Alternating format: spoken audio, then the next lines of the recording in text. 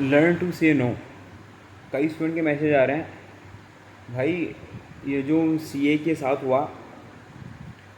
Miss एना के साथ EY में, और हमारा तो सपना है सीए या सीएस बन के हमें बड़ी बड़ी कंपनीज़ में जाना है, लिस्टेड कंपनीज़ में जाना है, बिग फोर में जाना है, तो हम तो ऐसे कर ही नहीं पाएंगे, हमारा प्रेशर ज़्यादा रहेगा। और हम तो और इस चीज़ से लेकर डिमोटिवेट हो गए यार, जिस कोर्स को हम कर रहे हैं, जिसके लिए हम रात रात मेहनत कर रहे हैं, वो बनने के बाद भी ऐसी चीज़ें देखने को मिल रही हैं, क्योंकि वो लोग वो बन चुके हैं जो हम बनना चाह रहे हैं, उनके साथ ऐसा हो रहा है और सब लोग आवाज़ भी उठा रहे हैं। तो इस पॉइंट ऑफ टाइम पे हमें क्या करना चाहिए, क्योंकि हमारे एग्ज़ाम्स भी हैं, हमारी फैमिली भी है, और हमारा तो अभी करियर शुरू भी नहीं हुआ है, तो पहले से डर लग रहा है। तो उस केस में हम क्या कर सकते हैं, तो इस वीडियो में बात करेंगे कि कैसे आप चीज़ों को या इंसानों को ना बोल सकते हैं। ठीक है, अगर आप कंफर्टेबल नहीं हैं किसी भी वर्क के साथ, किसी भी ऑर्गेनाइजेशन में, इर्रेस्पेक्टिव ऑफ द फैक्ट कि वो कितनी बड़ी कंपनी है या कितनी बड़ी ऑर्गेनाइजेशन है, अगर आपको लगता है कि किसी भी कारणवश अगर आपकी लाइफ स्पॉइल हो रही है, आपका वर्क लाइफ बैलेंस बिल्कुल भी मैनेज नहीं हो पा रहा। अब देखो, ऐसा नहीं है कि आप थोड़ा सा वर्क प्रेशर आए तो ये चीज़ भी समझना कि उनकी केस में क्या था जिनकी डेथ हुई, और थोड़ा सा वर्क प्रेशर होगा कि हमारे एनुअल फाइलिंग आती है, आप लोगों को पता है प्रेशर ज़्यादा रहता है। ठीक है, तो ऐसा नहीं होगा कि यार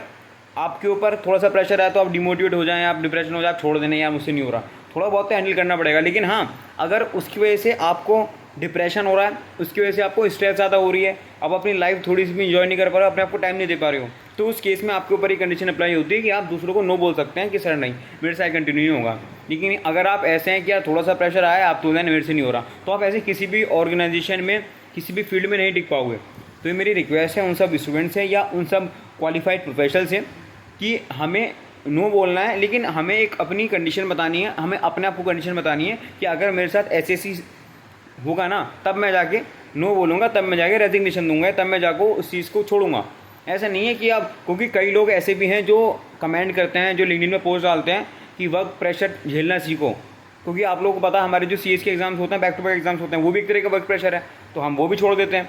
है ना। ऐसा नहीं होता, हमने कोशिश करी, अपने ऐसा रिक्वेस्ट करी, नहीं हुआ, अब इसका मतलब थोड़ा ना कि हम परेशान होंगे, डिप्रेशन हो जाएंगे, नहीं ना, इसका कुछ ऑल्टरनेट सॉल्यूशन देखेंगे, हम 3 की जगह 2 मॉड्यूल देंगे, 2 की जगह 1 मॉड्यूल देंगे। ठीक है, तो हर चीज़ का ऑल्टरनेट सॉल्यूशन होता है। अगर आपको सॉल्यूशन नहीं दिख रहा है तो आप डेफिनेटली उस चीज़ को नो बोल सकते हो। अगर आपको कह सकते हैं, कुछ ऐसे स्टूडेंट हैं जिसको मान लो 10-15 साल हो गए सीएस एग्जीक्यूटिव करते करते, अब उसकी लाइफ इतनी स्पॉइल हो गई हो, तो इसके लिए आपको छोड़ना सही रहेगा। ठीक है, अब ऐसे नहीं कि आप पूरी लाइफ इसमें दे सकते हैं, अगर आपका नहीं निकल रहा, आपकी एज इतनी हो रही है, आपको शादी की एज हो रही है, आपको अर्निंग की एज है, फैमिली आपको नीड है, तो आप उसके इसमें नो बोल दो, no to CS, simple as that. तो अगर आप कोई भी ऐसी लाइफ के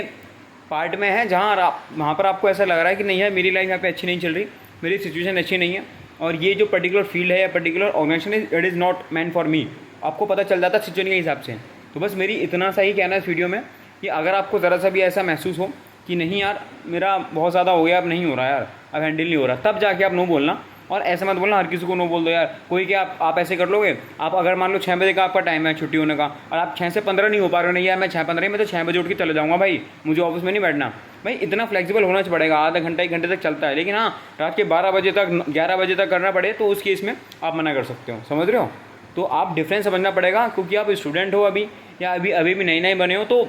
उस चीज़ को समझना पड़ेगा कि हम किस तरीके से कैसे अप्रोच रखनी चाहिए हमारे एग्ज़ाम्स में भी, हमारे जर्नी में भी, और हमारी जर्नी के बाद भी हमारी प्रोफेशनल लाइफ में भी। ठीक है, तो आप लोगों को कोई और परेशानी हो, दिक्कत हो, आप कमेंट सेक्शन में कमेंट करके बता सकते हैं। आई होप कि आप लोगों ने सबने एग्जाम फॉर्म भर दिया होगा दिसंबर के लिए। मिलते हैं नेक्स्ट वीडियो में, tata bye see you later, all the best for the exam guys. Subscribe कर देना, चैनल को लाइक कर देना, वीडियो को। मिलते हैं नेक्स्ट वीडियो में, tata bye see you letter.